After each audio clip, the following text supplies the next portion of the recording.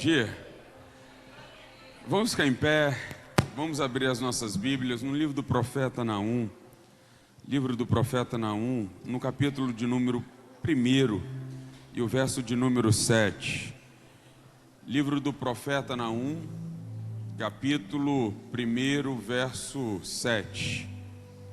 Ele vai dizer assim: o Senhor é bom, Ele é a fortaleza no dia da angústia e conhece os que nele se refugiam. Algumas certezas, alguns atributos a respeito de Deus, o profeta Naum vai citar aqui. A primeira coisa que ele vai dizer é: o Senhor é bom. Nós precisamos nos lembrar que em todo o tempo, não importa qual a circunstância, a situação que estejamos vivendo ou passando, nós temos que nos lembrar que Deus é bom em todo o tempo, em todo momento. Deus é bom. E ele vai dizer: mas Deus também, mesmo no tempo das dificuldades, mesmo no tempo, da situação adversa, Ele vai nos lembrar que Ele é fortaleza no dia da angústia. E Ele termina dizendo: e Ele também conhece aqueles que se refugiam nele. Que o profeta não está dizendo aqui é aquele Deus que conhece aquilo que ninguém sabe, aquilo que ninguém vê, Deus vê. Aquilo que a gente faz no culto, os nossos momentos que nós temos com Ele a sós, que talvez ninguém saiba, aqueles momentos em que nós nos deparamos na presença dEle, onde nós nos derramamos na presença dEle.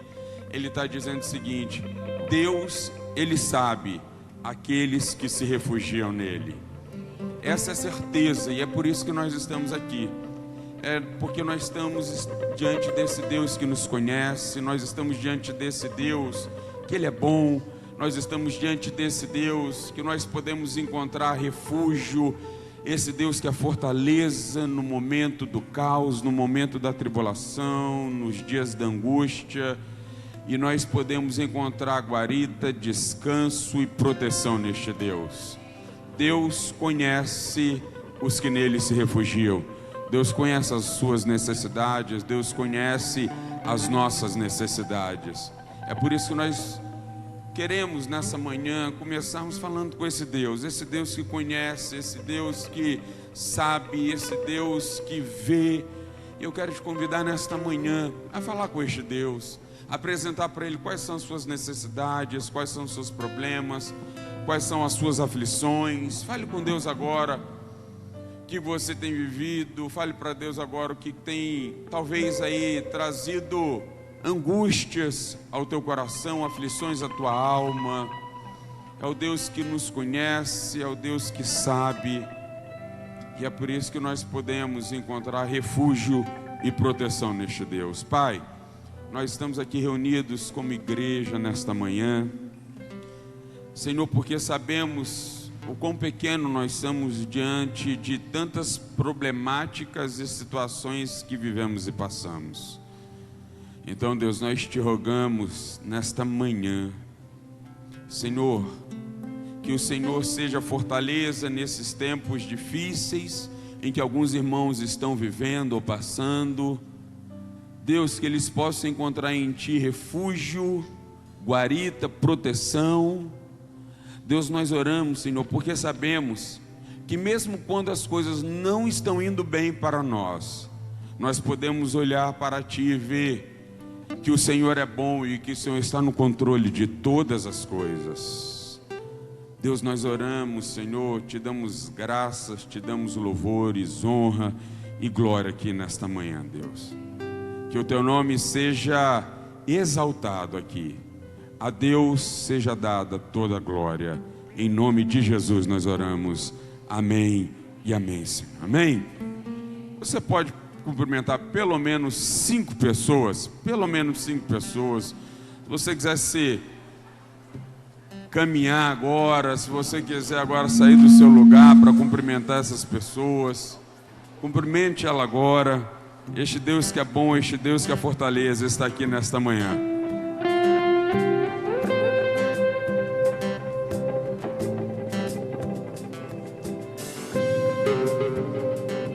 Vamos adorar a Jesus, o único que é digno de louvor, de adoração. Te adoramos, ó Pai.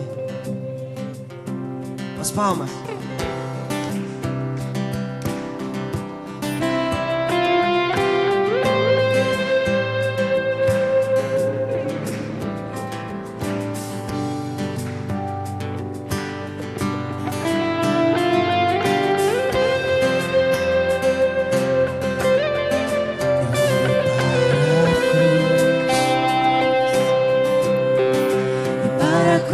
Eu vou do seu sofrer participar, da sua obra vou cantar. Meu Salvador na cruz mostrou o amor do justo Deus. Por isso cantamos.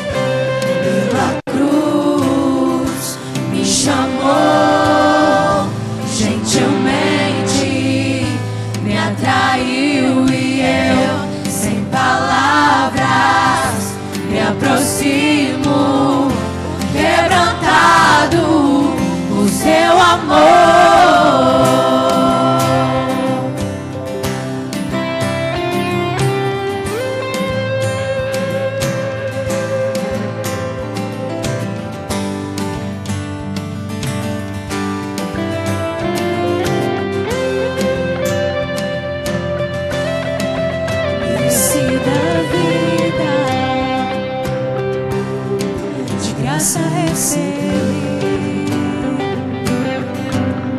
Por sua cruz, Da morte nos livrou, da morte me livrou. a tua voz declara, trouxe-me a vida. E eu estava condenado, mas agora pela cruz eu fui reconciliado.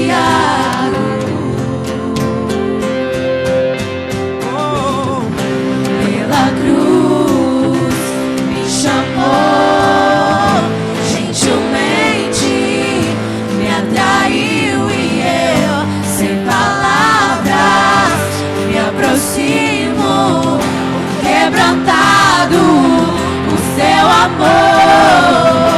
Pela cruz me chamou, gentilmente me atraiu e eu, sem palavras, me aproximo, quebrantado por seu amor. Impressionante é o seu amor,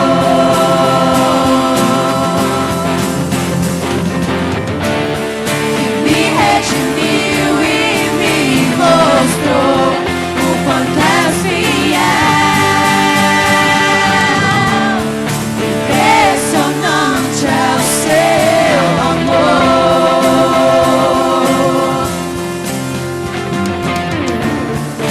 me redimiu e me mostrou o quanto és fiel. Pela cruz me chamou, gentilmente me atraiu e eu, sem palavras, me aproximo, quebrantado o seu amor. Pela cruz me chamou, gentilmente me atraiu e eu, sem palavras, me aproximo, quebrantado o seu amor.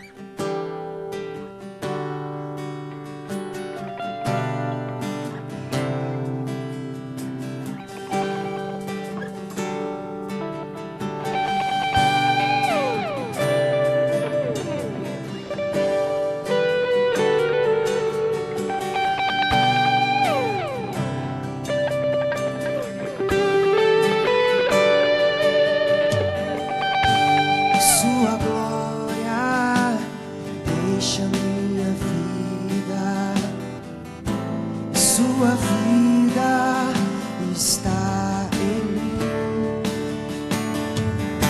O seu amor demonstrado lá na cruz não se compara a nenhum outro amor. Eu fui comprado por um alto preço, preço de sangue derramado por mim. Somos, hoje sou livre e posso te adorar. Além do véu do santíssimo lugar, Palavras não poderiam expressar minha imensa gratidão. Como posso eu agradecer?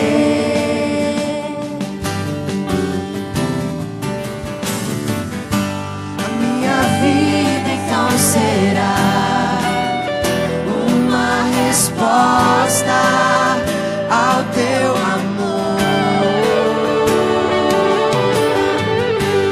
Minha vida então será uma resposta à tua cruz.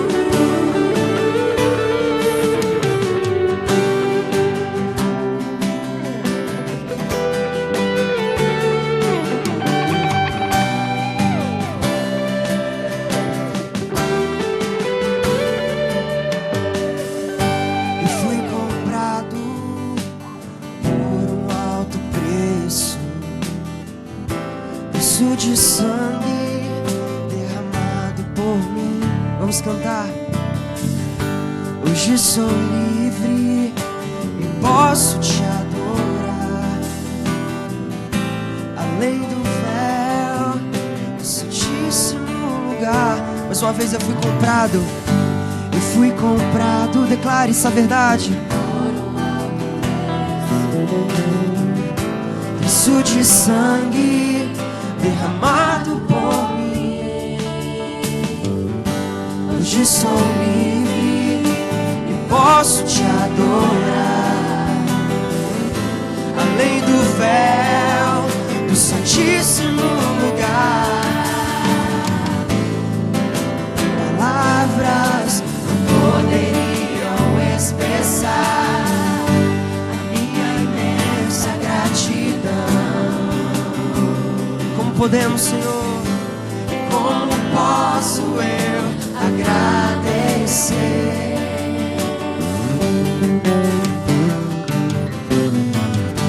A minha vida então será uma resposta ao teu amor. A minha vida então será uma resposta à tua cruz. Vou viver segundo teu coração, desfrutar de uma íntima comunhão e te agradar em tudo, ó Senhor.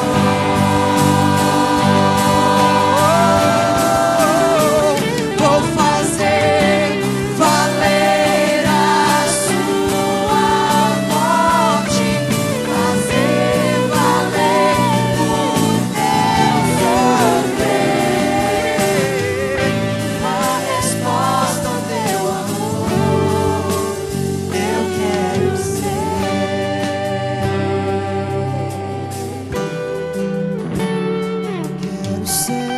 uma resposta para esta geração.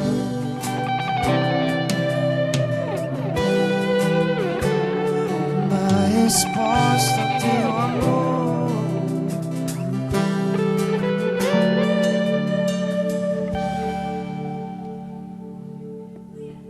Pai, nós oramos, Senhor, nesta manhã, Senhor, que seja uma realidade, Senhor, para a nossa sociedade, para a nossa nação, que sejamos, Senhor, essa resposta que irá ouvir a voz daqueles que estão morrendo, Senhor, nas filas de hospitais. Senhor, que sejamos essa resposta para aquele povo ribeirinho que está morrendo, sem ouvir falar de Jesus, para aquele povo, Senhor, não alcançado. Senhor, que sejamos essa resposta para aquele povo que grita pela desigualdade social, pela injustiça que paira em nossa nação. Que sejamos, Senhor, esta resposta para este povo brasileiro que não perdeu esperança em Ti, Pai. Que nós sejamos a resposta para este povo. Esta é a nossa oração em nome de Jesus. Amém, Senhor, amém. Você pode se assentar um minuto, por favor? Deixa eu dar alguns avisos aqui, rapidinhos. O primeiro aviso que eu gostaria de dar é sobre este final de semana. Este final de semana vai estar acontecendo o último encontro de avivamento do ano, tá ok? Então, neste próximo final de semana, dias 27 a 29, é o último encontro de avivamento do ano. Então, você que ainda não fez, você que tem vontade de fazer, faça esse retiro. Eu tenho certeza que vai ser bênção para a sua vida, tá ok? 27 a 29 agora de outubro, tá ok? Agora no mês de novembro nós vamos ter 2 retiros. Nós vamos ter o retiro de casais dos dias 10 ao dia 12 de novembro, tá ok? Lá no Hotel Bristo, em Vista Azul, vai estar conosco o pastor Paulo Moura e sua esposa. O pastor Paulo é responsável pelo Ministério de Casais, é lá da Igreja Batista do Recreio. Eu creio que nós ainda temos algumas vagas, tá ok? Então você que é casado, você que quer investir num tempo de qualidade, não é você que precisa, porque todos nós precisamos. Não existe nada que esteja tão bom que não possa melhorar. É ou não é verdade? É ou não é verdade? Nada está tão bom que não possa melhorar. Então você que quer investir aí um tempo de qualidade, você que quer estar nesses dias aí, lá fora você também pode procurar maiores informações e fazer a sua inscrição para este retiro. E vai estar acontecendo também o retiro de adolescentes no dia 17 a 19 de novembro, tá ok? Com o tema aí, renúncia, para cada escolha uma renúncia, tá ok? Você que quer ajudar aí um dos adolescentes a estar participando deste retiro, o valor é R$150, mas de repente você pode ajudar com R$50, 50%, eu não sei. Mas você que tem o desejo de estar ajudando um dos nossos adolescentes a estarem lá, além dos adolescentes aqui, né, que precisam estar, nós temos também os adolescentes das nossas casas lares, né, nós temos alguns adolescentes ali, tanto na casa lar meninos quanto na casa lar meninas. Eles participam dos eventos que são promovidos aí pela igreja.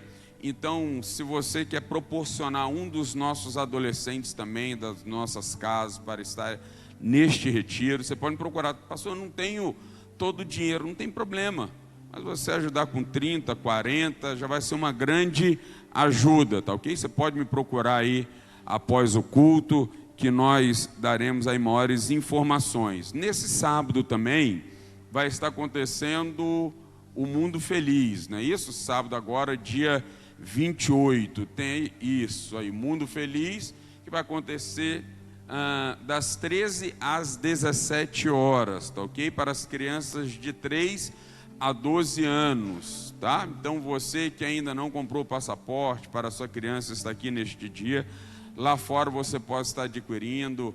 Vai ser um tempo muito especial, não vai ser apenas brincadeiras, mas nós vamos ter um culto especial aqui para essas crianças durante esse tempo. Tem muitas coisas que irão acontecer. Então, lá fora você pode pegar aí todas as informações, tá ok? Sexta-feira agora, após o culto dos adolescentes, às 22h30, vai estar acontecendo a vigília dos jovens e dos adolescentes, que acontece uma vez por mês, tá ok? Nessa sexta-feira, agora às 22h30. Esses são os avisos que nós gostaríamos de dar.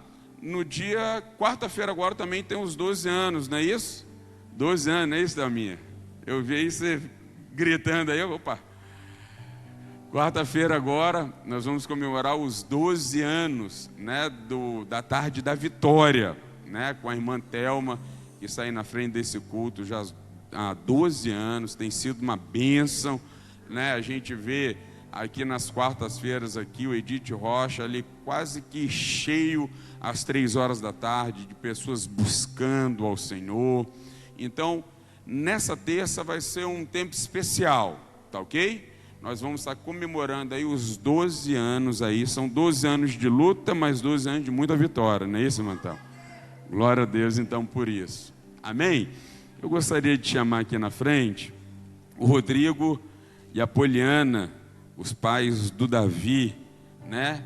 E junto com o Rodrigo, a Poliana também, gostaria de chamar os avós, os tios, né? Gostaria de chamar aí a família toda aí que está envolvida. Teve um tio que veio de longe, que já falou ali fora, eu vim para a apresentação do bebê, né? Então, gostaria de chamar todos para estarem aqui, esse momento importante, onde nós vamos apresentar e dedicar a vida do Davi ao Senhor. Glória a Deus por isso. Eu quero deixar um texto, Poliana e Rodrigo. Quero deixar um texto que se encontra lá em Salmo, o Salmo de número 127, o verso 3 e o verso de número 4. Salmo 127, verso 3 e verso 4. O salmista vai dizer assim: herança do Senhor são os filhos, o fruto do ventre, o seu galardão. Mas no verso 4 ele vai dizer assim: como flechas na mão do guerreiro, assim são os filhos da mocidade. Quando ele diz flechas na mão do guerreiro, ou como flechas na mão do guerreiro aqui, eu tenho um entendimento, porque a flecha por si só ela não faz absolutamente nada. Ela precisa ser colocada no arco, precisa ser puxada para trás e precisa ter um alvo, precisa ter uma direção. E quem faz isso é o guerreiro, é o pai, é a mãe. E ele vai dizer aqui no verso 4, como flechas na mão do guerreiro. Então quem dá a direção, que o salmista está nos ensinando, é o seguinte: quem dá a direção são os pais. E aí Salomão vai dizer no Salmo de número 22, em Provérbios 22, 6, ele vai dizer: ensine o menino no caminho em que deve andar. E quando ele diz no caminho, esse texto no hebraico é um texto bem interessante, porque ele dá a conotação não de ensinar mostrando, mas de estar junto no caminho. Quando Salomão diz ensina o menino no caminho, é pegar na mão do menino e caminhar junto naquele caminho, não apenas mostrando, ensinando, o melhor caminho é aquele ou esse, mas é estar no caminho, mostrando e ensinando qual é o caminho. Que Davi seja essa flecha, que vocês pais guerreiros estejam mostrando qual é a direção, dando o direcionamento para essa flecha, que ele possa atingir o alvo, e o nosso alvo é Cristo Jesus, que nós somos peregrinos aqui nessa terra. Amém? Glória a Deus.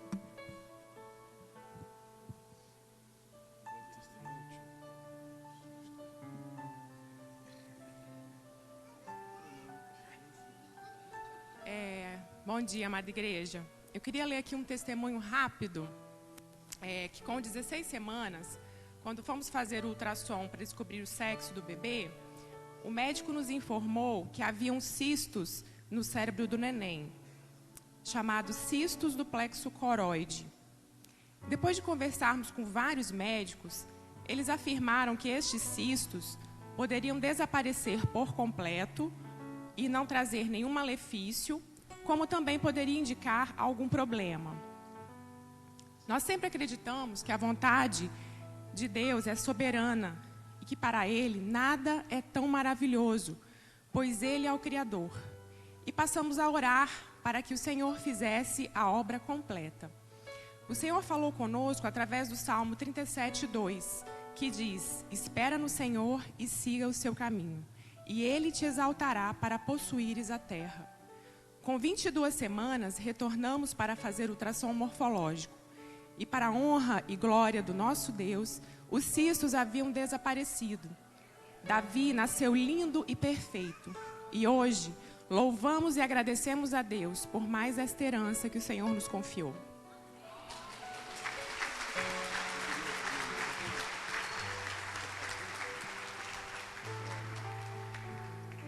Pai, nós dedicamos, Senhor, o Davi agora nas tuas mãos, Senhor. Pai, pedimos que ele seja essa flecha na mão dos guerreiros que são seus pais. Senhor, para guerrear, para combater o bom combate, como Paulo diz. Deus, para guerrear neste mundo onde a moral e a ética estão corrompidos. Que eles possam apontar, Senhor, essa pequena flecha Davi para o alvo e que ele, Senhor, atinja o propósito pelo qual ele foi lançado aqui nesta terra, Deus. Esta é a nossa oração e pedimos que assim como Jesus crescia em estatura e conhecimento e graça, pedimos que Davi cresça em estatura, em conhecimento e em graça de Cristo Jesus. Essa é a nossa oração em nome de Jesus. Amém, Senhor. Amém.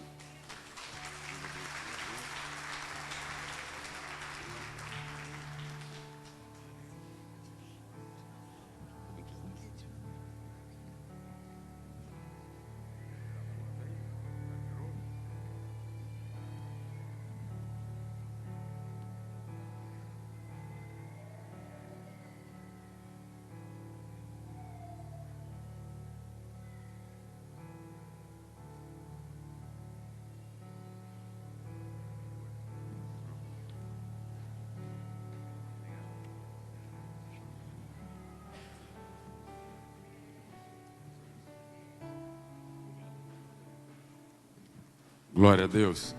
O salmista no Salmo de número 1, ele vai dizer assim: bem-aventurado o varão que não anda segundo o conselho dos ímpios, não se detém no caminho dos pecadores e nem se assenta na roda dos escarnecedores. Antes, o seu prazer está na lei do Senhor e nela medita dia e de noite, porque será como árvore plantada junto a ribeiro de água e nas estações próprias produz seus frutos e as suas folhas não murcham. E ele vai dizer assim: e tudo que fizer prosperará. Amém?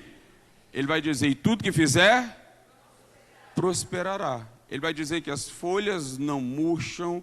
Ele vai dizer que no tempo apropriado, no tempo certo, os frutos aparecem. Eu sei que a gente conhece de cor e salteado esse texto, não é verdade? Talvez um dos textos mais conhecidos das Escrituras Sagradas.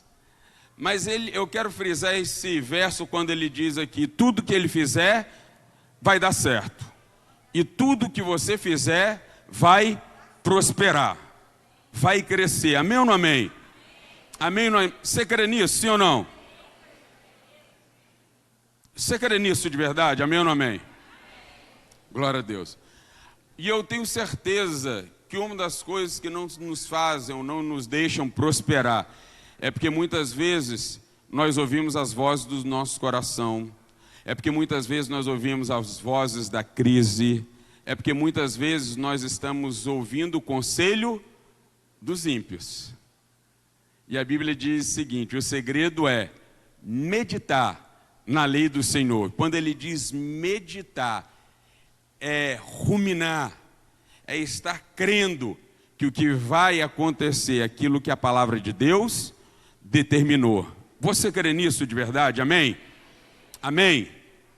E um dos momentos para nós provarmos a nossa fidelidade a Deus é exatamente nesses momentos de caos e de crise.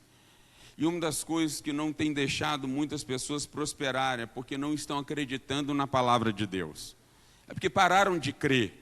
Elas dão ouvido às crises, elas dão ouvido à voz do povo, elas dão ouvido, sabe, aos noticiários, elas dão ouvido, muitas vezes, à voz até mesmo do ímpio.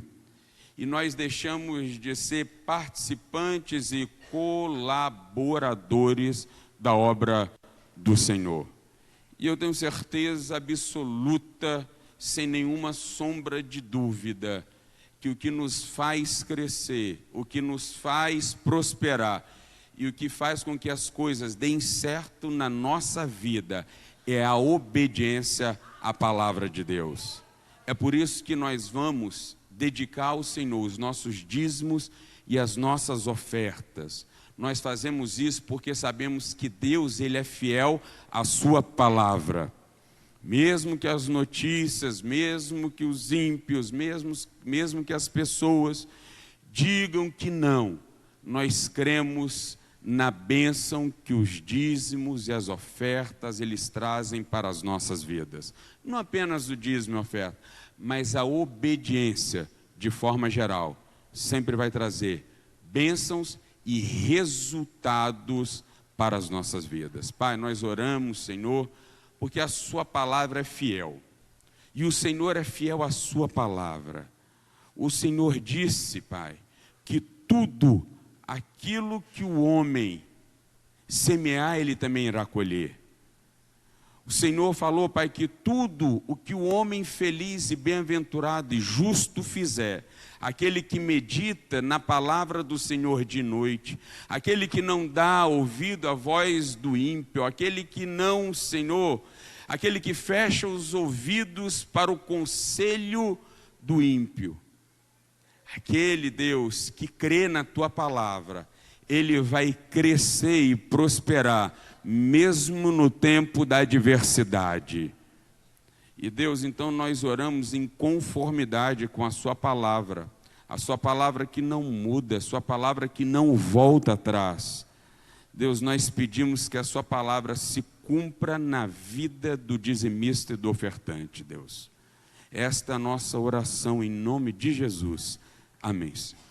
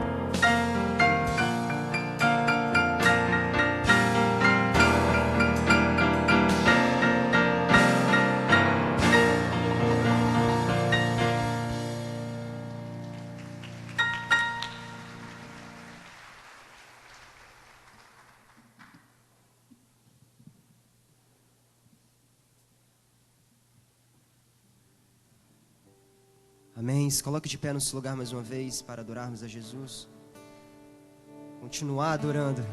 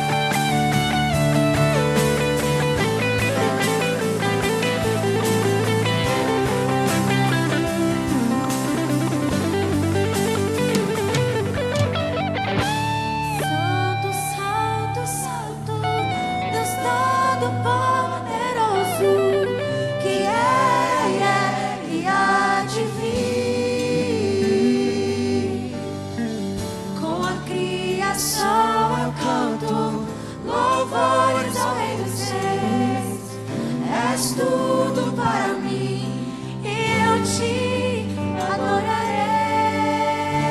Santo, santo, santo, Deus Todo-Poderoso, Que era e é e há de vir. Com a criação eu canto louvores ao Rei dos Reis. És tudo para mim e eu te adorarei.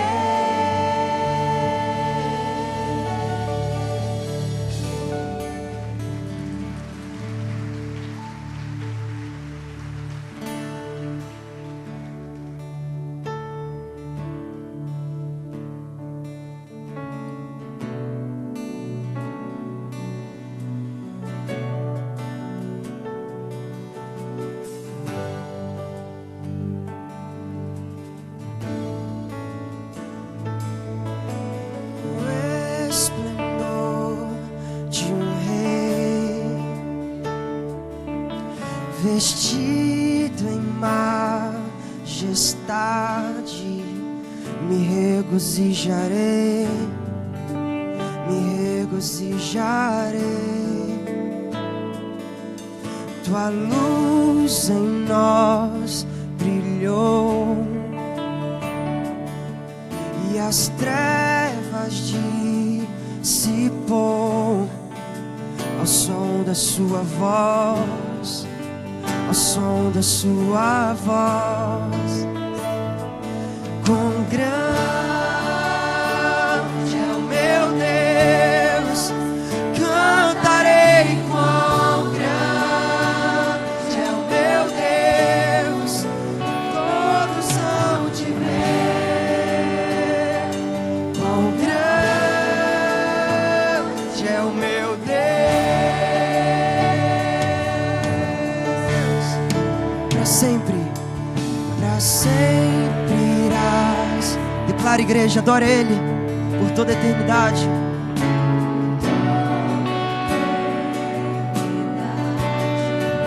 Princípio e o fim, princípio e o fim, pois Ele é e és Deus, três em um. Pai, Filho, Espírito, leão e o cordeiro, leão e o cordeiro. Quão grande é o meu Deus, cantarei. Quão grande é o meu Deus, todos hão de ver. Quão grande é o meu Deus, Ele é grande, Ele é grande. Quão grande é o meu Deus, cantarei. Quão grande é o meu Deus, e todos hão de ver. Quão grande é o meu Deus.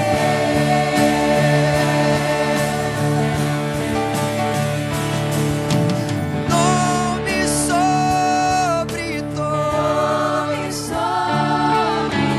digno de louvor.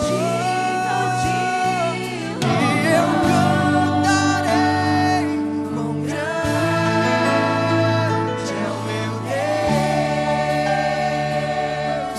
Todos juntos és o nome. Nome sobre todo, digno de louvor. E eu cantarei. Quão grande.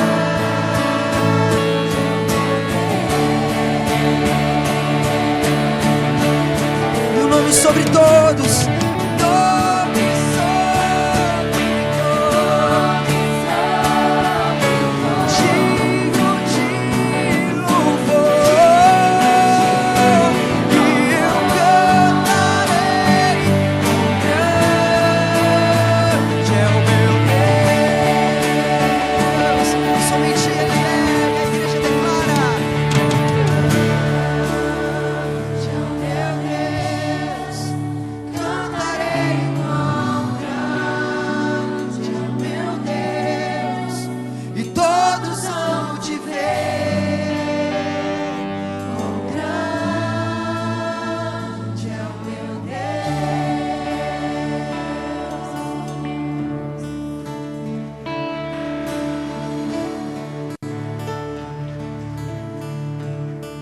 Vamos à capela.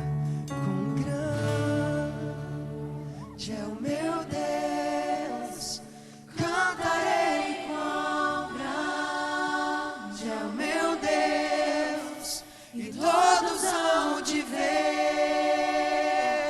quão grande é o meu Deus. Aleluia, Jesus, tu és grande. Glória a Deus. Você pode se assentar, por favor? Eu gostaria que você se assentasse e eu gostaria que você, se possível, abrisse a sua Bíblia aí comigo. No livro de Esté, capítulo de número 3. Livro de Esté, capítulo de número 3. E nós vamos ler alguns versos aqui do livro de Esté. Há alguns dias atrás eu estive pregando aqui numa terça-feira em cima do livro de Esther, mas eu quero, nesta manhã, trazer um outro assunto e abordar um outro assunto aqui no livro de Esther. Mais especificamente sobre essa festa que foi implantada aqui no livro de Esther, que foi o livro do Purim, ou a festa do Purim, né? A festa do Purim foi implantada exatamente aqui, nesse período aqui do livro de Esther, e nós vamos ver por quê, o que foi, o que é essa festa conhecida como a festa do Purim.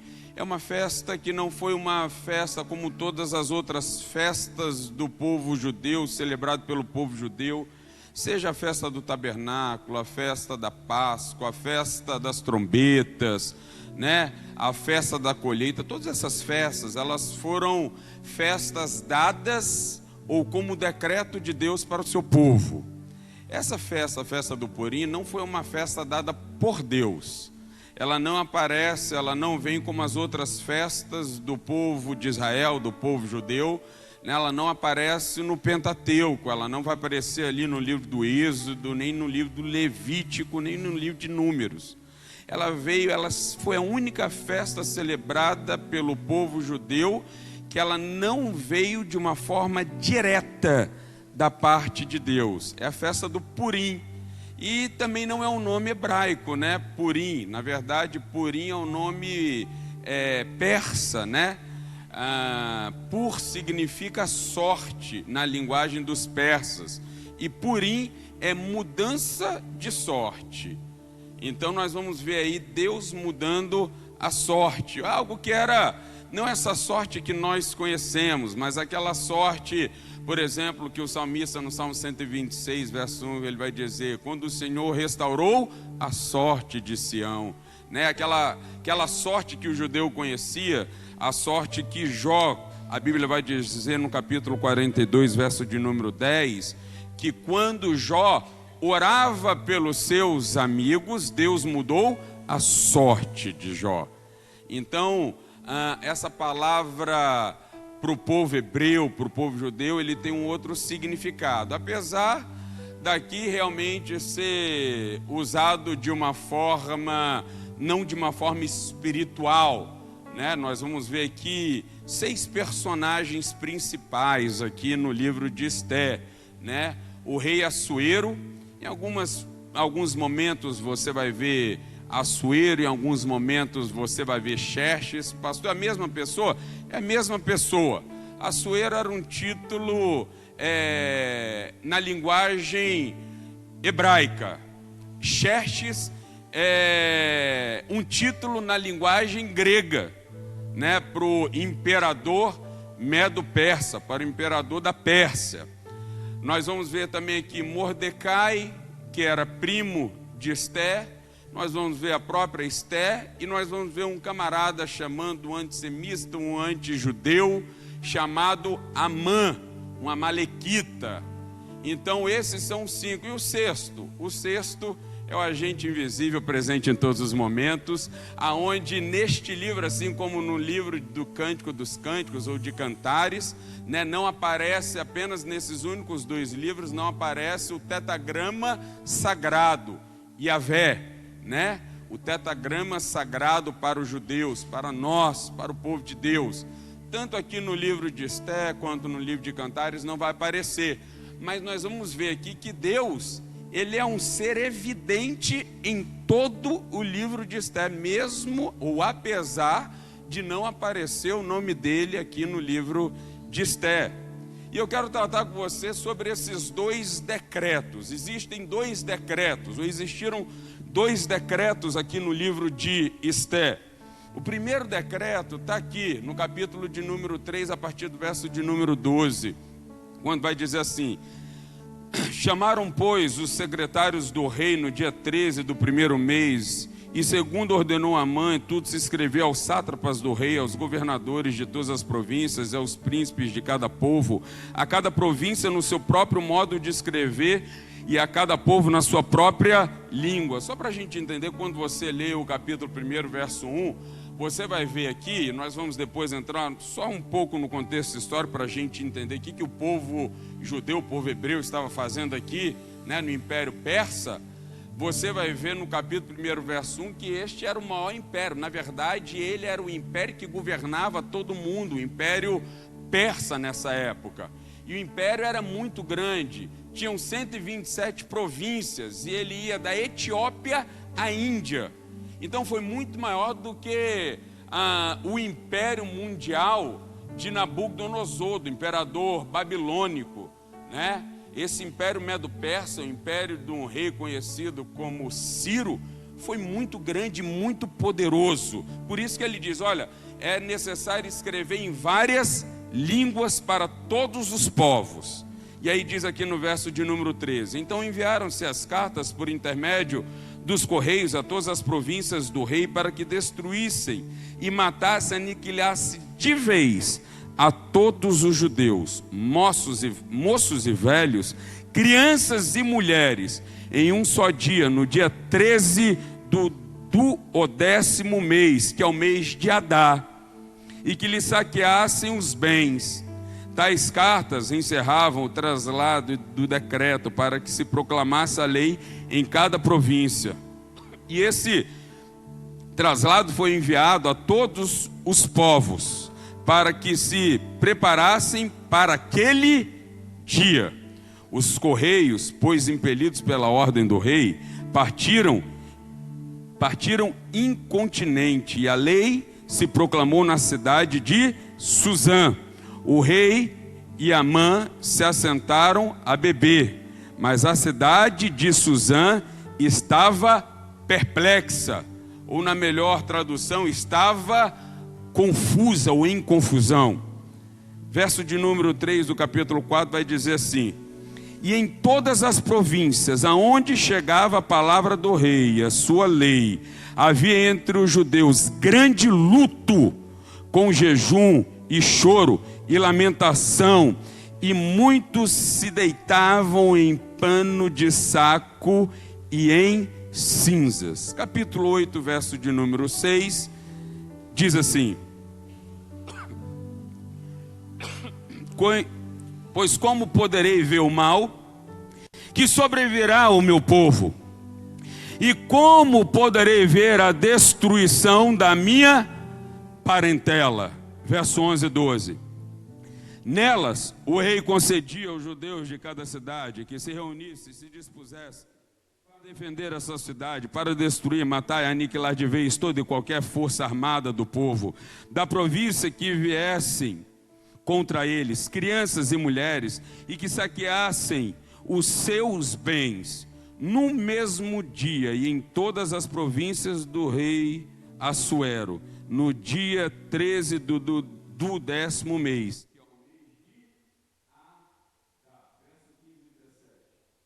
Vou ler só o final do verso 15, diz assim: e a cidade de Suzã exaltou e se alegrou.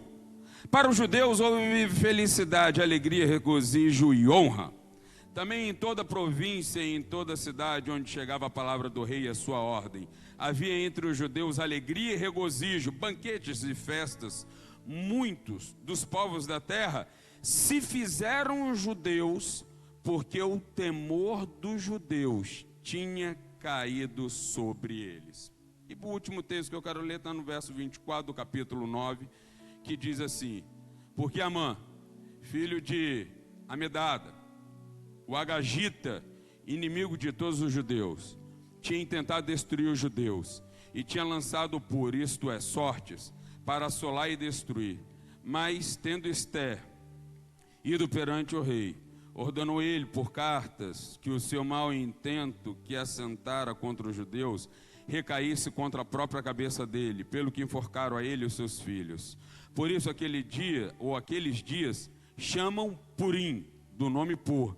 Daí, por causa de todas as palavras daquela carta e do que testemunharam e do que lhe havia sucedido, verso 28, e o que esses dias seriam lembrados e comemorados de geração após geração, por todas as famílias, em todas as províncias, em todas as cidades, e que esses dias de Purim jamais caducariam entre os judeus, e que a memória deles jamais extinguiria entre os seus descendentes. Amém?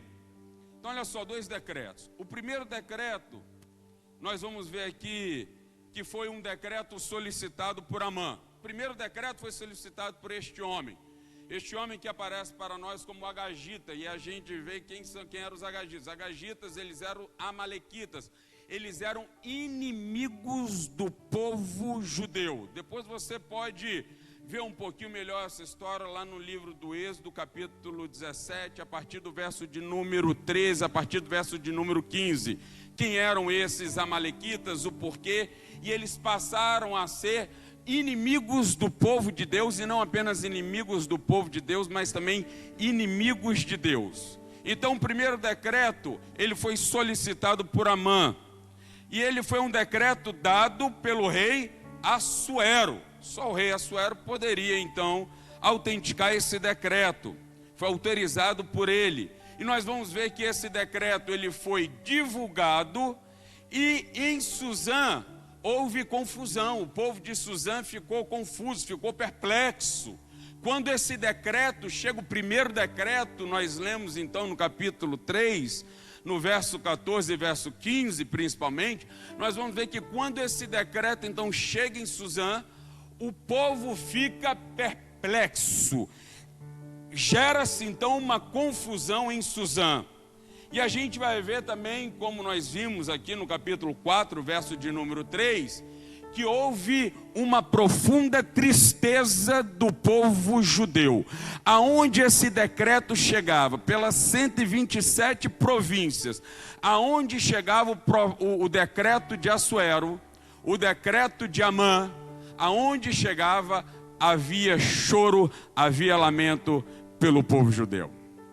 O segundo decreto é o decreto promovido pela rainha Ester, mas dada pelo rei Assuero. Foi solicitado por Ester, que já era rainha, mas foi autorizado pelo rei Assuero, o rei Xerxes.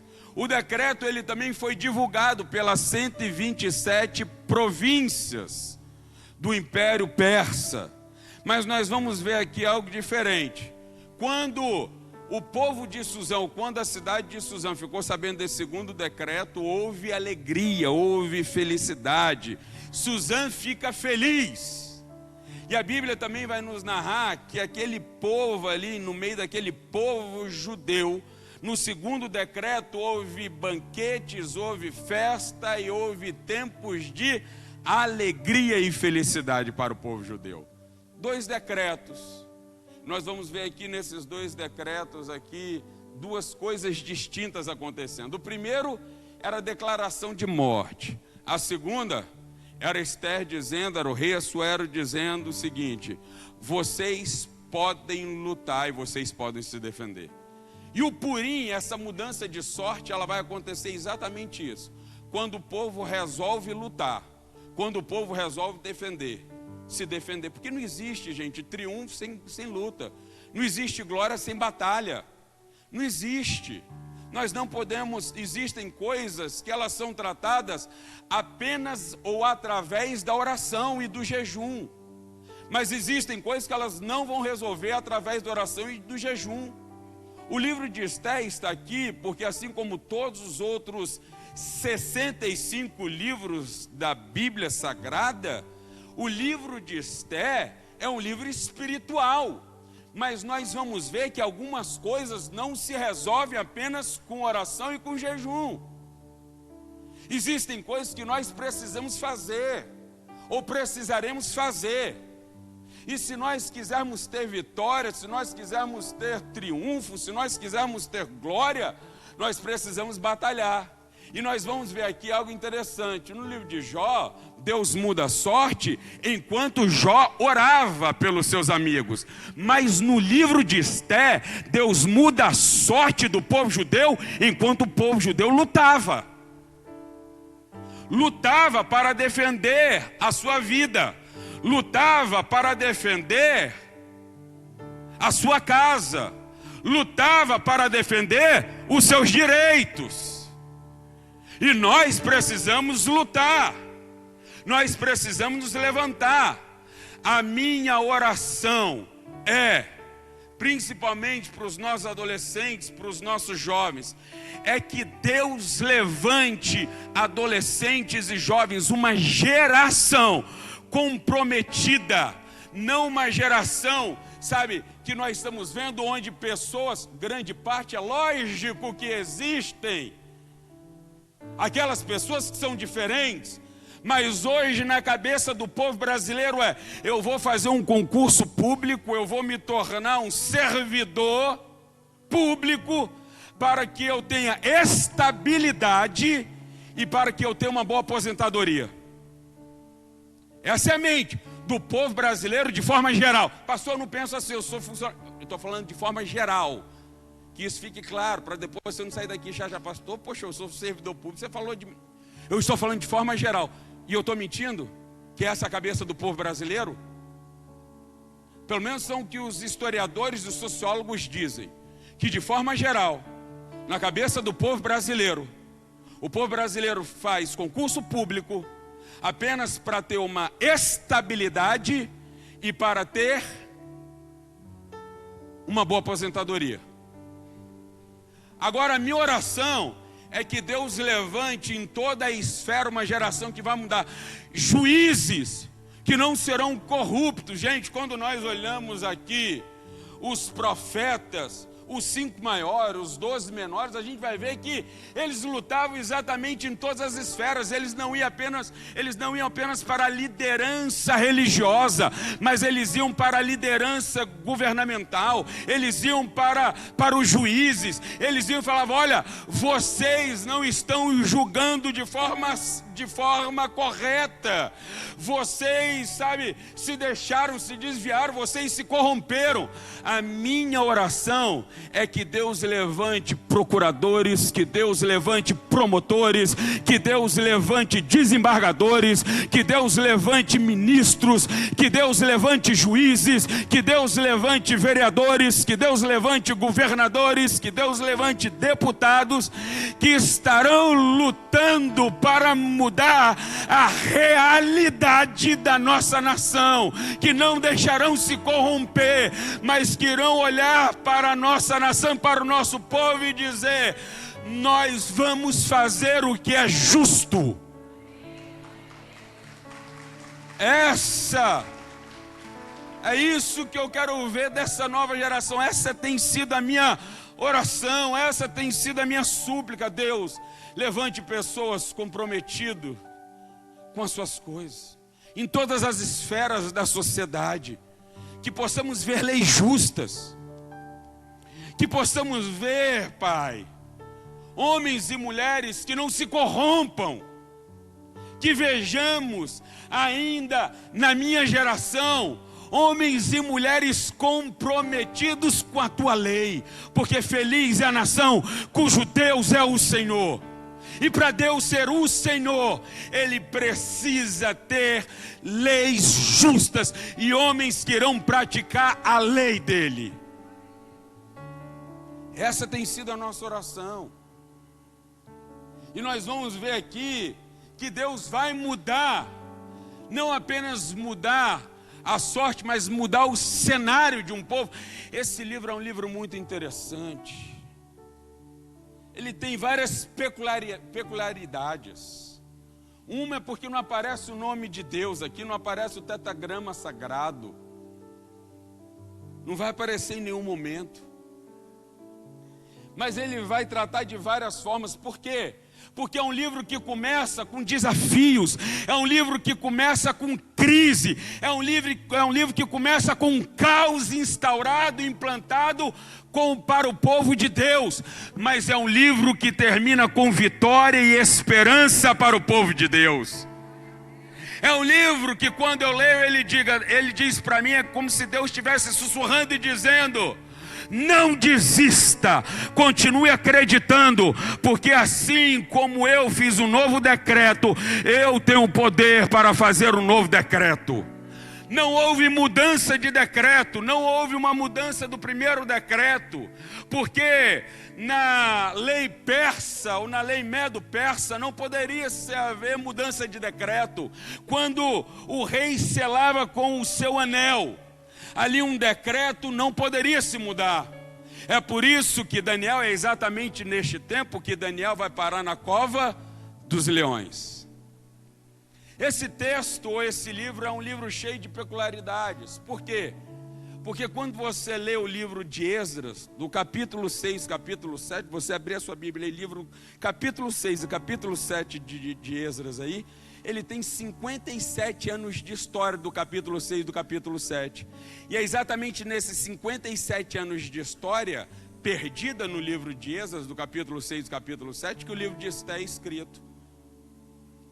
É um livro interessantíssimo, porque é quase 50 anos depois que o povo judeu, da primeira volta do povo judeu para Jerusalém.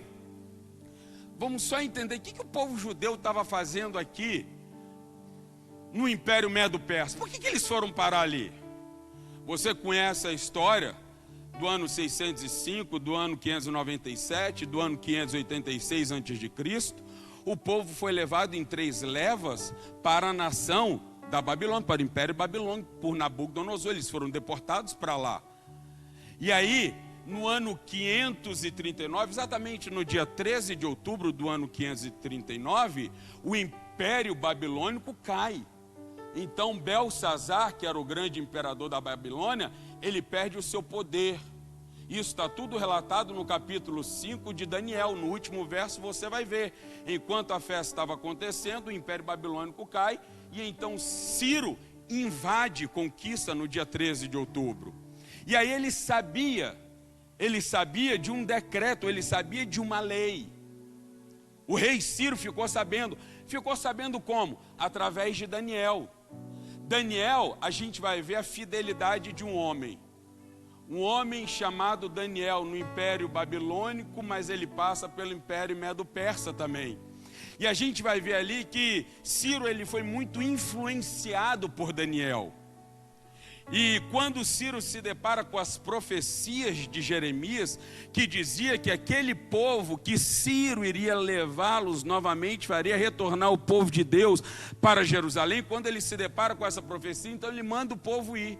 Um ano depois, no ano 538 aproximadamente, então juntamente com Zorobabel, essa é a primeira leva do povo, o povo que estava então no Império Babilônico, que agora não era mais o Império Babilônico, mas o Império Medo-Persa, o povo então agora volta no ano 538 para Jerusalém. E ali eles começam a reconstruir o templo que havia sido destruído. O templo de Salomão, que havia sido destruído no ano 586 a.C. E aí se encontra a nossa história.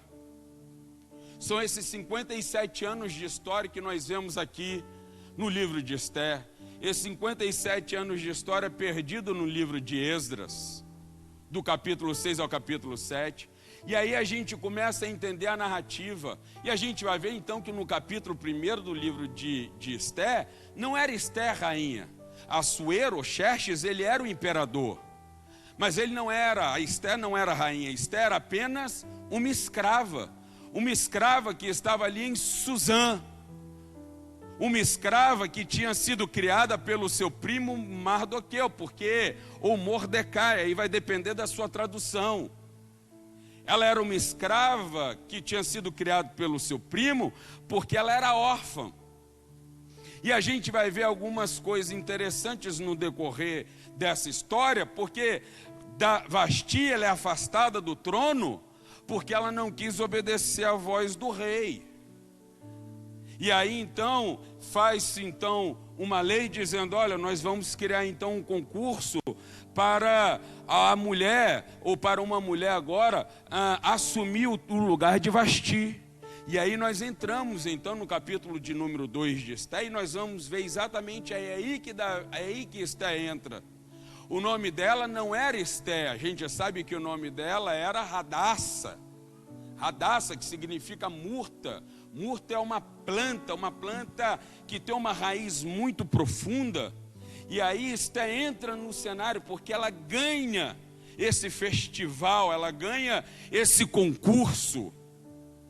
Esse concurso que alguns dizem que foi o primeiro concurso de Miss Universo, né? Então ela ganha esse concurso agora. E ela é a nova rainha, mas não era uma rainha qualquer. Ela era a rainha do Império Mundial. Era a rainha do Império Persa, o império conhecido também como Império Medo-Persa. E agora ela está ali, e no capítulo 2 vai dar um desfecho muito interessante. Por quê? No capítulo de número 2, vai falar sobre uma trama contra o rei Assuero, sobre dois camaradas oficiais, Bigtan e Teres. Eles começam a pensar e planejar para tirar a vida do rei Assuero. E aí no capítulo 3, no verso 1, vai começar assim: depois destas coisas. Olha só que interessante, depois dessas coisas, muitas coisas aconteceram. Esté já era rainha, parece que as coisas agora dariam certo. Mordecai havia avisado que estavam tramando contra a vida do rei Assuero. Parece que as coisas iam dar certo. Parece que tem vez na nossa vida, parece que as coisas vão dar certo, mas as coisas pioram. Parece que agora vai dar certo. Esté rainha, poxa, foi Mordecai quem avisou que Assuero ia ser morto, ele vai ser ovacionado, ele vai ser honrado, agora vai dar certo. Aí o verso 1 começa dizendo, depois dessas coisas boas vêm as problemáticas, depois dessas coisas boas vêm as dificuldades, depois dessas coisas boas, então vem o caos e o problema. Depois dessas coisas, o rei Assuero engrandeceu Amã, filho de Amadete, o Agagita, e o exaltou e pôs o trono acima de todos os príncipes que estavam com ele. Eram 120 príncipes, e ele era o principal de todos os príncipes, Amã, o amalequita. E aí, quando todos passavam, todos deveriam se curvar diante de Amã. Mas tinha um homem que não se curvava diante de Amã. Mas por que ele não se curvava diante de Amã? Nós precisamos entender. Ele não se curvava diante de Amã porque Deus havia amaldiçoado e Deus havia dito que aquele povo amalequita era inimigo de Deus, não apenas inimigo do povo de Deus, era inimigo de Deus. E tem muita gente se dobrando diante de Amãs. Tiago capítulo 4, verso de número 4 diz assim: infiéis, será que vocês não conseguem compreender que aquele que é amigo do mundo é inimigo de Deus? Aquele, pois, que quiser ser amigo do mundo, constitui-se inimigo de Deus. Pastor, o que isso tem a ver para mim? Eu vou te dizer, jovem, o que isso tem a ver. O que me deixa enfurecido. Eu não quero ser radical não, mas tem algumas coisas que, ó meu filho, se não for, com Deus ou é ou não é, não tem meio termo não. Sabe? Eu fico furioso, como tem crente que vai ver teatro, sei lá, ver enquete, sei lá qual é o nome, de um Fábio Porchat da vida. Ah, pastor, quem é Fábio Porchat? Aquele principalzinho lá do Portas do Fundo. Pastor, mas o que isso tem a ver? O que isso tem a ver? Você sabe o que isso tem a ver, jovem?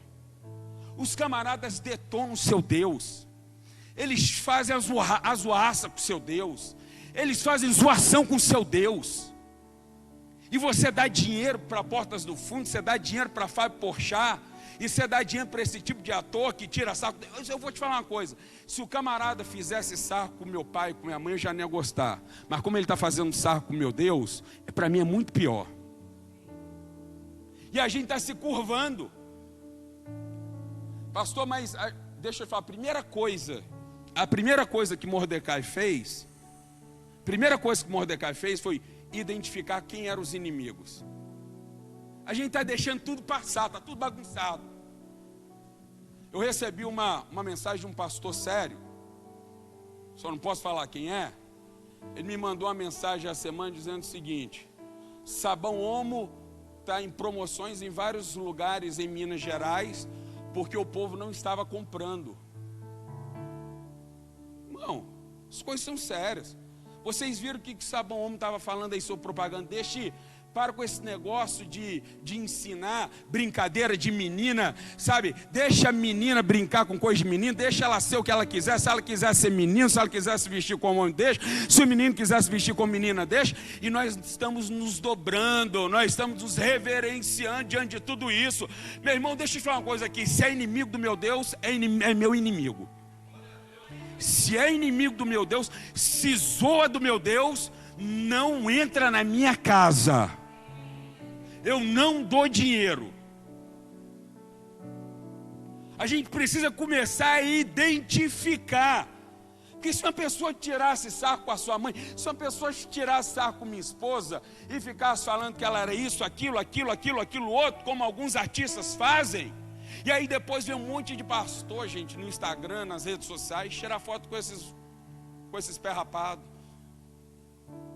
como se eles fossem alguma coisa importante. Eu fico falando, cara, como é que pode ser gente, como é que pode tirar foto, como é que pode ser amigo dessas pessoas, como é que pode ter amizade se é inimigo de Deus?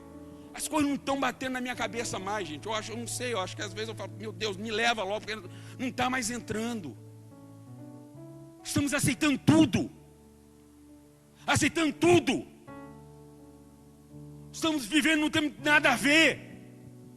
Não, pastor, não pode ser tão radical assim não. Deixa lá ver aqueles fulano, aquele beltrano. Eles zoam de Deus, eles zoam da nossa religião. Eles são inimigos do nosso Deus. Mas não tem problema não, deixa lá que eu vou bancar para vê-los. Gente, não dá. Está na hora da gente começar. A primeira coisa, presta atenção. A primeira coisa que Mordecai fez foi identificar quais eram os inimigos. Você sabe quais são os seus inimigos? Quais são os inimigos do povo de Deus? Está falando mal do seu Deus? É inimigo. Está tirando sarro de Deus? É inimigo. Se estivesse tirando sarro da sua mãe e do seu pai, você ia querer olhar para a cara dele?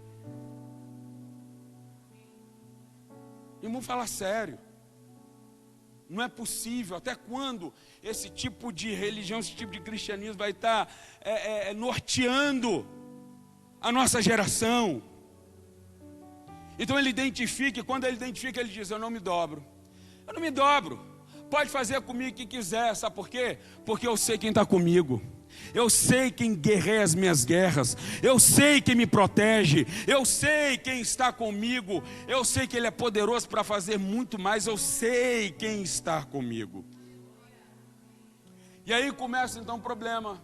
Aí ele diz o seguinte: por que esse cara não se dobra? Porque esse cara é judeu. Ele é judeu, ele não vai se dobrar. Ele adora o Deus Altíssimo, ele adora o Deus de Israel. Ele não vai se dobrar diante de você. E aí ele fica furioso, ele fica nervoso, manda fazer uma forca e diz o seguinte: vou mandar matar esse camarada. Não apenas matar, mas eu vou também exterminar este povo. Como agora um jornalista escreveu: quem é este povo que tem incomodado?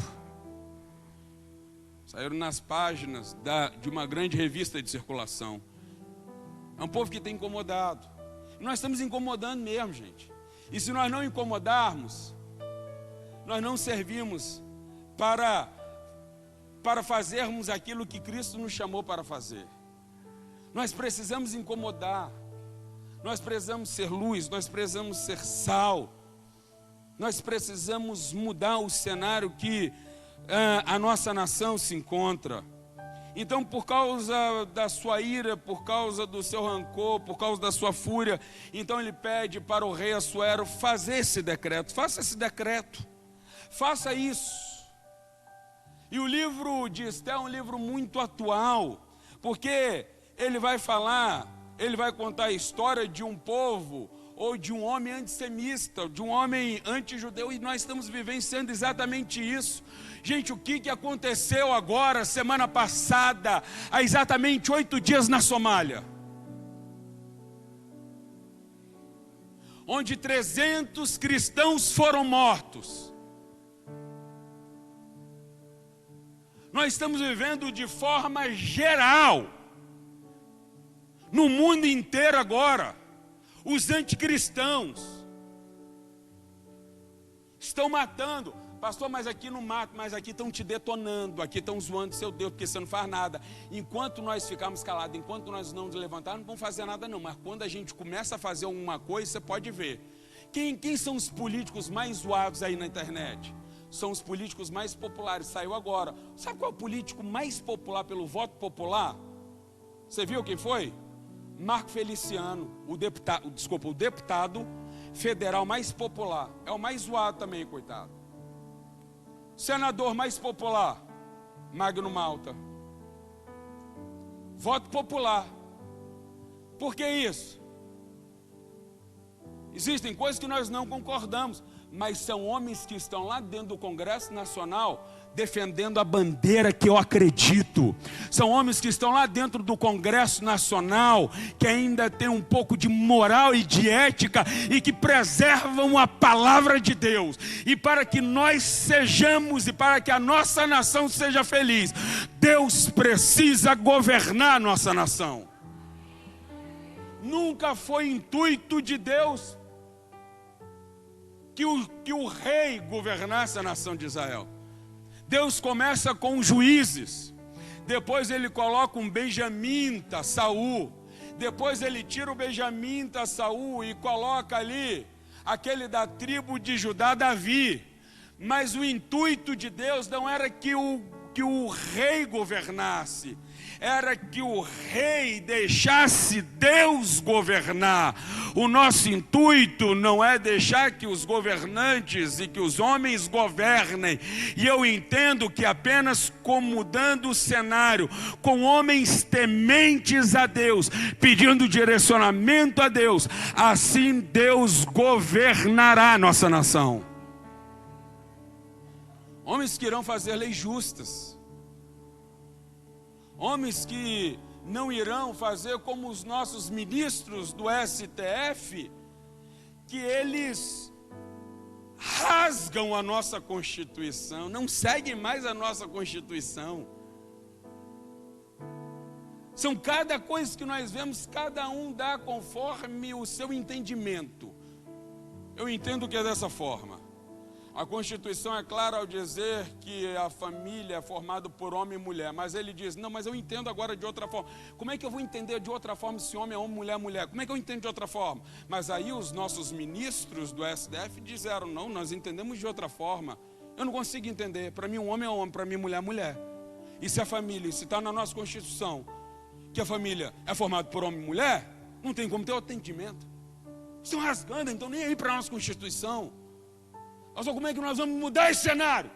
Nós vamos mudar esse cenário quando homens, quando jovens, como os adolescentes se levantar e dizer, eu não vou fazer concurso público, eu não vou me tornar juiz, eu não vou me tornar um procurador, não vou me tornar um promotor por causa de um salário, por causa de uma estabilidade, mas eu vou me tornar um funcionário público porque eu quero ver o cenário da minha nação mudando.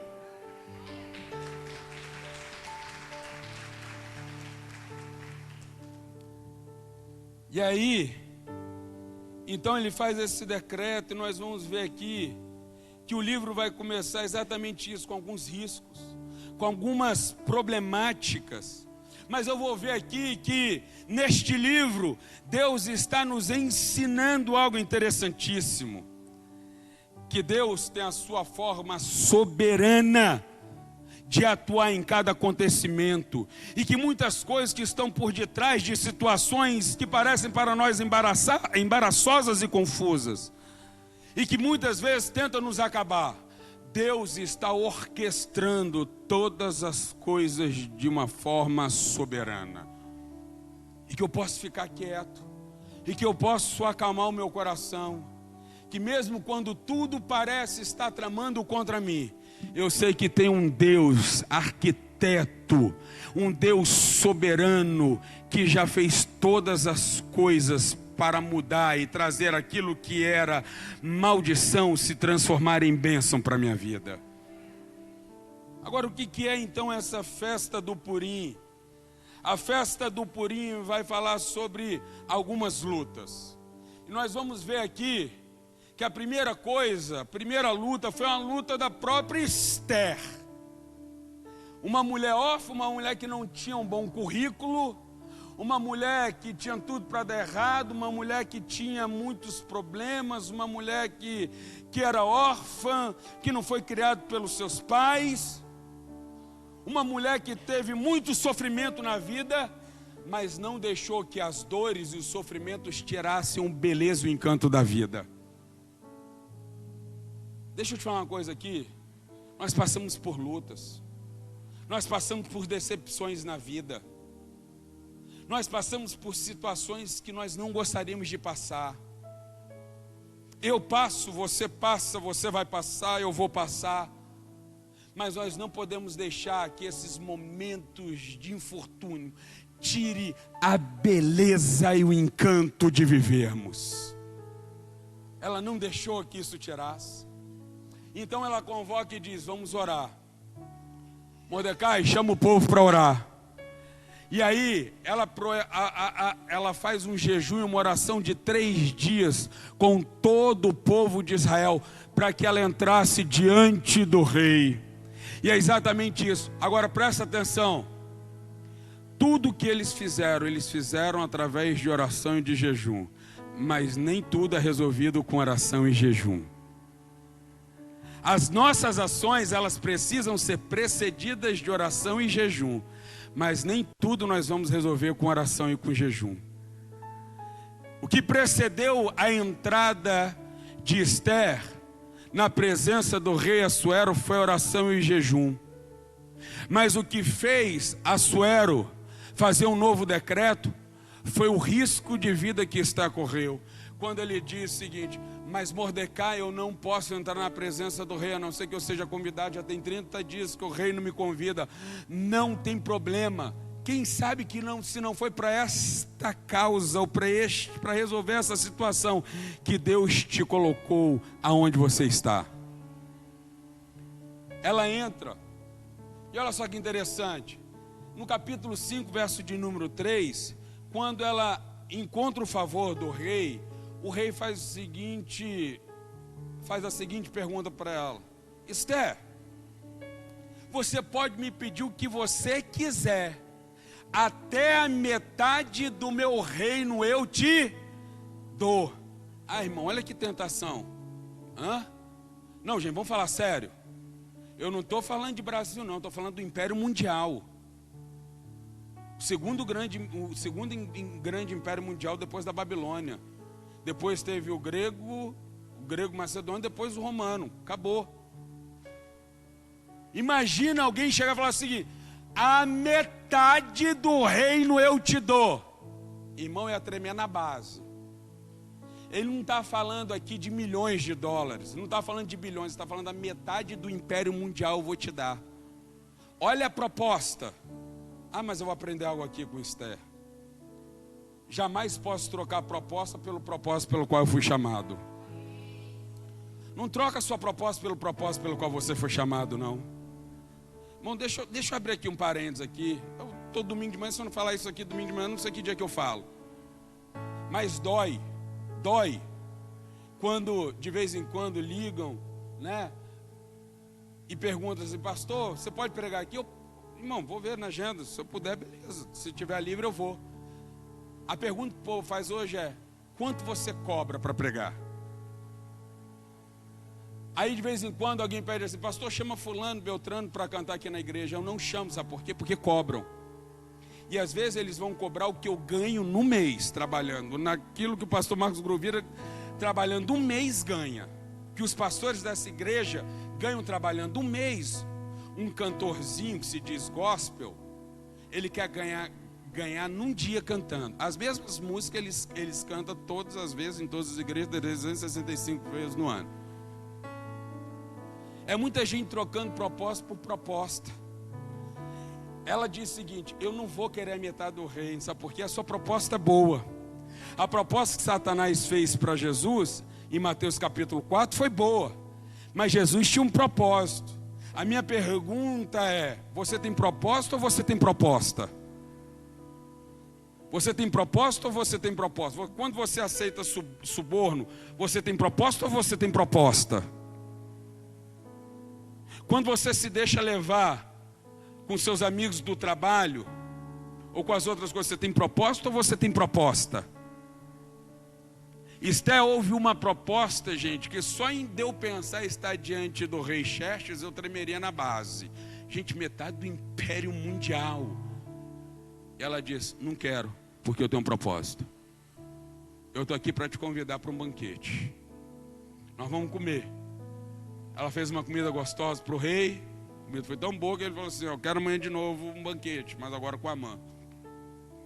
Amã. E ali, irmãos, no capítulo de número 6 acontece algo interessante, porque no capítulo de número 5 a gente vai ver o desfecho de Amã fazendo uma forca para matar Mordecai. Era o último dia da vida de Mordecai. Último dia da vida de Mordecai. Mas Mordecai estava, sabe aonde? Dormindo na porta do palácio. Ah, irmão, deixa eu te falar uma coisa aqui. Fica na porta do rei, porque o rei vai te honrar. Você pode estar passando por luta, você pode estar passando por problema. O único lugar que você não pode deixar de vir é na casa do Senhor adorá-lo. Você pode estar passando por situações difíceis, você pode estar passando por um caos, mas não deixe de estar na porta da tenda da congregação, porque Deus vai te honrar. Era o último dia da vida de Mordecai. Ele estava dormindo na porta do palácio. Aí vem então Amã. E aí naquela noite do último dia, quem não dorme? O rei Assuero. O rei Assuero perde o sono. E ele diz o seguinte: perdi o sono. Leia para mim algum livro. E alguém vai ler o livro. Que livro é esse? Os Feitos Memoráveis. Aquilo que fizeram, que ficou na memória da nação. E quando ele se depara, ele diz o seguinte: opa, pera aí, existia um homem aqui chamado Mordecai, ele falou sobre a trama de Bigtã e Teres, eu não fiz absolutamente nada. E nesse momento quem estava ali? Ele estava ali, Amã, para pedir ao rei Assuero para liberar Mordecai para ir para a forca. Capítulo 6. E aí quando ele chega para fazer o pedido para enforcar Mordecai, Assuero se antecipa e diz o seguinte: Amã, me dá uma sugestão aqui. Cara, o que você iria fazer por um camarada que você tentou honrar, o que você quer honrar? Você faria o quê? Ele achando que era com ele, ele disse o seguinte: olha, eu pegaria a capa do rei, eu pegaria a coroa do rei, eu pegaria o cavalo do rei, e eu mandaria esse camarada ir pelas cidades e alguém gritando e falando: assim se faz ao homem a quem o rei deseja honrar. Ele falou assim: beleza, gostei da sua sugestão, Amã. Você está vendo aquele camarada que está dormindo ali na porta do palácio? Você está vendo aquele camarada ali? Ele quem? Aquele ali chamado Mordecai, ele é um judeu, não sei se você conhece não. Pois é, pega aquele cara que eu quero honrar, aquele camarada. Você imagina como é que Amã fica. Aí ele diz o seguinte: você vai fazer o seguinte, você vai colocar a capa do rei, você vai colocar a coroa do rei, você vai pegar o cavalo do rei, e é você quem vai puxar o cavalo do rei e dizer: este é o homem, e assim se faz o rei ao homem a quem ele deseja honrar. Assim se faz o rei ao homem a quem ele deseja honrar. Aquele que queria enforcar, agora estava pela cidade dizendo: esse aqui é o cara.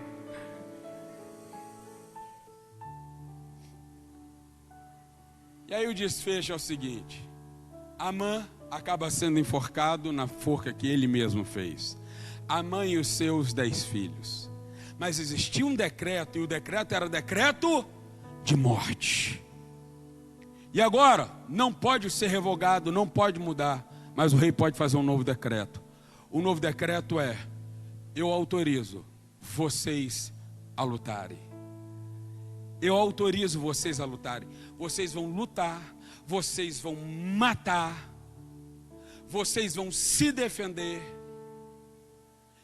Tem um decreto do rei nos autorizando. E o que nós estamos fazendo?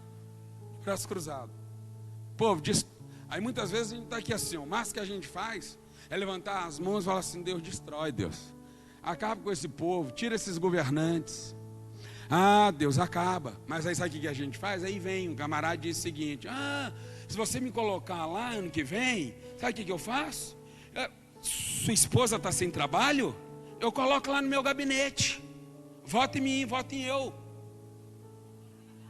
Você está rindo, mas tem vereador nosso que fala assim, que foi votado pelo nosso povo. Vota em eu.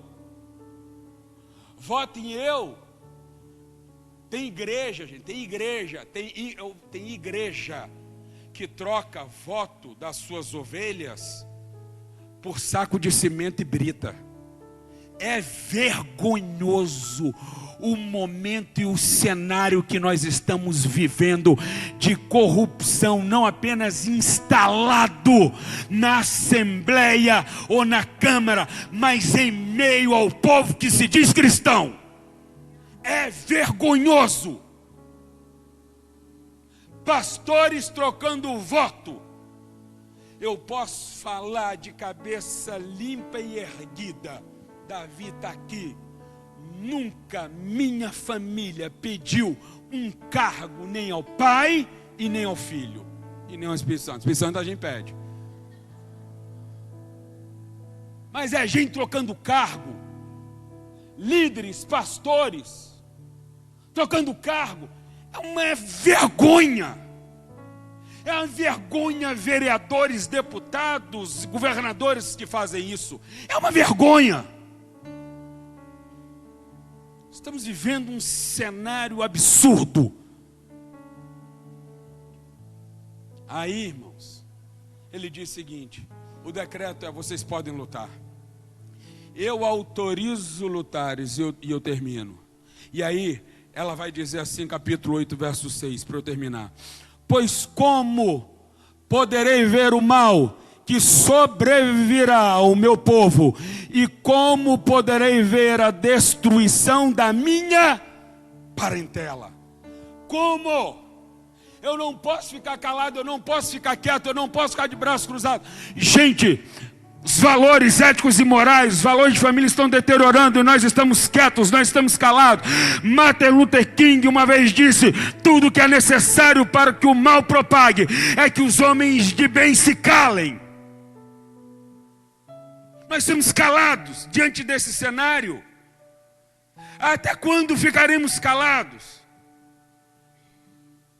Até quando não iremos nos envolver na corrupção? Pastor, mas isso não é espiritual. Não é porque você não lê a Bíblia. Porque se você ler a Bíblia, você vai ver que os profetas maiores, os profetas menores, eles falaram isso o tempo inteiro para Judá e para Israel. O problema é a corrupção. O problema são os magistrados. O problema são os governantes. É espiritual. Nós precisamos entender que nós não podemos dividir. Isso não é espiritual, isso é espiritual. Na vida cristã não existe secular. É tudo espiritual. Ou é ou não é? Nós não podemos nos calar, gente, diante dessa enxurrada, diante de tudo isso que os governantes tentam passar para nós. Ela disse: o que eu vou fazer? A destruição, verei a destruição da minha parentela e do meu povo. Até quando nós ficaremos de braços cruzados, deixando algumas programações entrarem na nossa casa, deixando os nossos filhos assistir alguns programas de TV que não trazem nenhum benefício? Muito pelo contrário, só destroem os valores morais. Até quando nós ficaremos de braços cruzados? Está disso, eu não consigo ficar de braço cruzado. E eu estou meio como está, irmão, não consigo ficar de braço cruzado, não. Eu não estou mais conseguindo ficar de braço cruzado, não. Não dá. Eu estou vendo tudo sendo destruído, a gente precisa fazer alguma coisa, a gente não pode se calar. Mas aí o rei Assuero diz o seguinte: vocês podem lutar. Vocês podem lutar. E nós vamos lutar sim contra essas leis abusivas. Nós vamos lutar diante de uma lei, que é essa lei de Mordecai, que tem tentado nos calar, que tem tentado nos matar, que tem tentado nos paralisar. Nós vamos lutar sim diante desta lei de Amã, que tem tentado destruir os valores. Nós vamos lutar. Nós não vamos ver a destruição da família, nós não vamos ver a destruição dos valores, nós não vamos ver o povo sendo destruído e nem a nossa família sendo destruída. Até quando? E aí Deus muda, mas Deus muda a sorte, enquanto o povo lutava. Pastor, estou precisando que Deus mude lá na minha casa. Eu preciso que Deus mude o cenário com meu marido ou com a minha esposa. Eu preciso que Deus mude. Sabe o que Deus está falando para mim e para você? Luta. Você precisa lutar. Você precisa lutar contra os seus temores internos. Você precisa lutar contra os seus medos. Você precisa lutar com a sua forma como você foi criado ou criada. Você precisa lutar. Existe uma luta que nós precisamos vencer primeiramente, que é a luta interior. Nós vamos lutar. Ou você está achando que Jericó foi dado de bandeja para o povo judeu? Foi não, irmão. Foi não. Você pode ler depois em Josué capítulo 6, verso 21. O povo rodou durante 7 dias. Mas quem entrou depois, o povo rodou para a muralha cair. Mas quem destruiu o povo de Jericó não foi Deus não, foi o povo. A gente tem uma ideia errada. Porque Deus entregou de bandeja Jericó. Não entregou não, irmão. A muralha só caiu. Depois quem entrou matando animais, matando homens, matando mulheres, foi o povo judeu. Sabe por quê? Deus dá vitória para quem resolve se levantar. Deus dá vitória para quem resolve se levantar para lutar. Deus vai dar vitória, Deus vai dar triunfo quando nós resolvemos nos levantar diante do caos. Mas quem sabe você não chegou aqui e não está cansado? Quem sabe você não chegou aqui e já está exausto. Pastor, eu estou lutando tanto, eu estou com tantas lutas. Eu estou com luta no meu casamento, eu estou com luta com a minha filha, eu estou com luta com o meu filho, eu estou vivendo uma luta, sabe, no meio da minha parentela. Eu estou vivendo tantas lutas que eu estou cansado. Eu vou só pedir para o povo projeta aqui para mim. O texto de Juízes capítulo 8, verso de número 3, se não me falha a memória, Juízes capítulo 8, verso 3. Eu quero terminar lendo esse texto com você. Juízes capítulo 8, verso de número 3, está aí? Juízes capítulo 8, verso 3.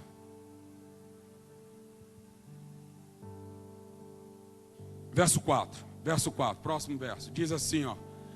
Eu quero terminar lendo com você. Gideão, um homem de guerra, um homem de luta, viu o Jordão e atravessou. Ele e os 300 homens que estavam com ele, cansados, mas ainda... Eu termino. Pastor, estou cansado de lutar. Mas como Gideão, cansado, mas ainda estou de pé lutando.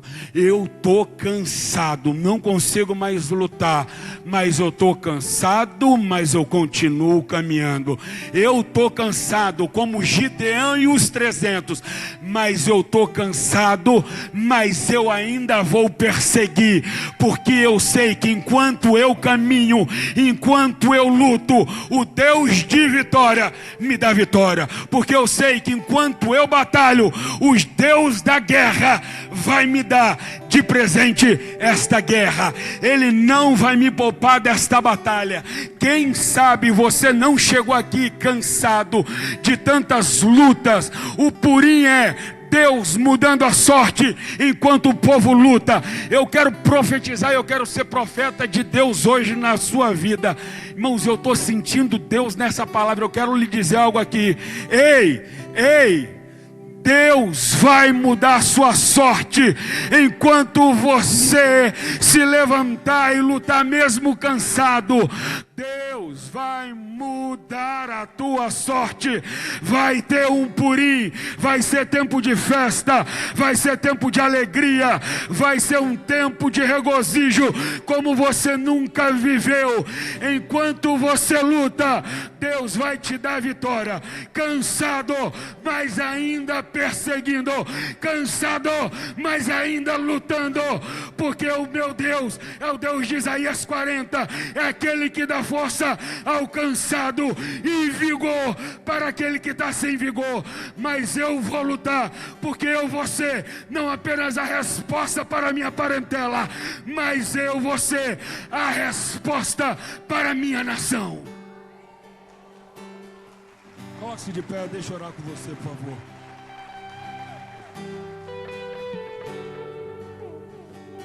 Deixa eu orar com você. Eu quero desafiar a vivermos o cristianismo mais do que estamos reunidos aqui ou estamos reunidos em nossas casas, nas nossas células, apenas compartilhando.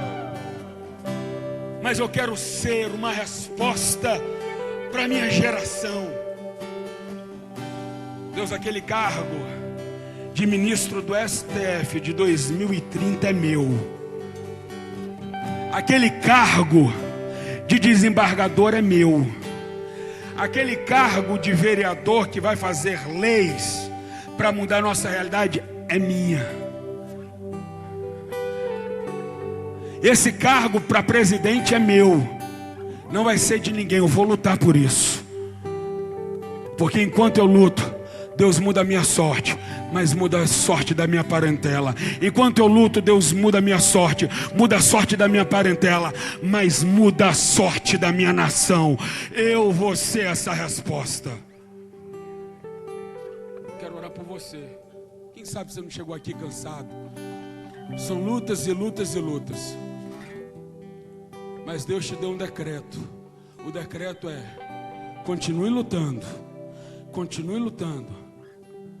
Porque vai ter um Purim em meio às suas lutas. Continue lutando, porque Deus vai mudar a sua sorte. Cansado, mas ainda perseguindo. Cansado, mas ainda lutando. Exausto, mas acreditando que Deus vai fazer grandes coisas. Eu quero orar por você. Quem sabe você não chegou cansado aqui nessa manhã e quer terminar essa manhã pedindo: Deus, eu quero força para lutar, porque eu quero Purim na minha vida, eu quero Purim na minha casa.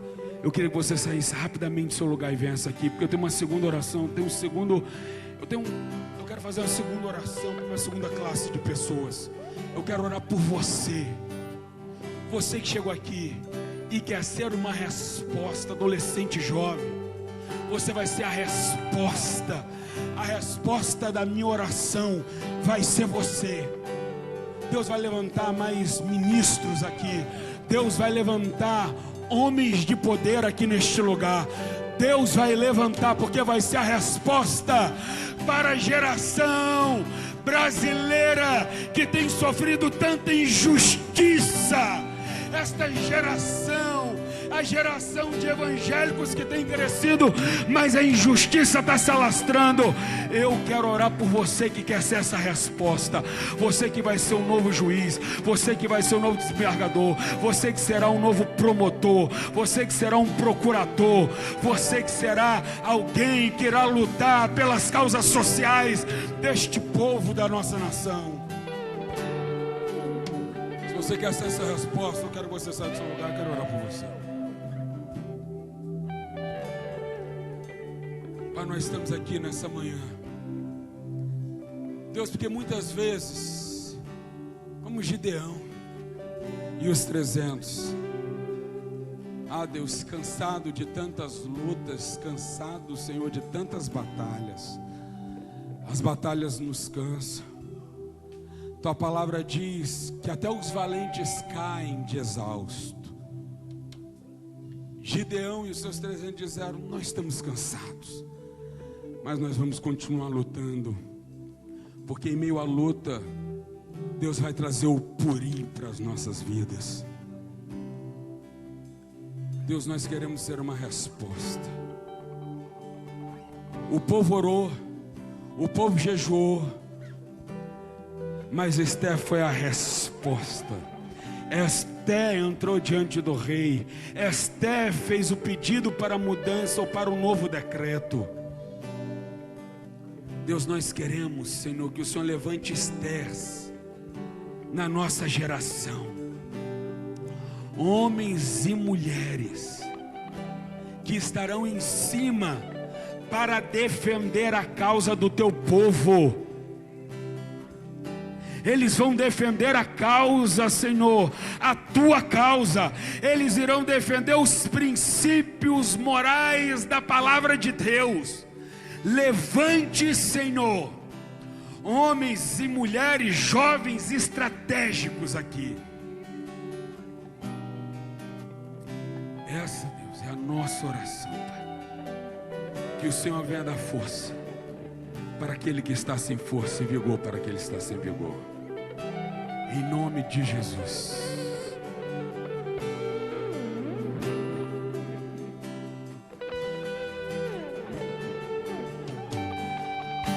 Sua glória enche a minha vida. Sua vida está em mim. Seu amor demonstrado lá na cruz não se compara a nenhum outro amor. Eu fui comprado por um alto preço, preço de sangue derramado por mim. Hoje sou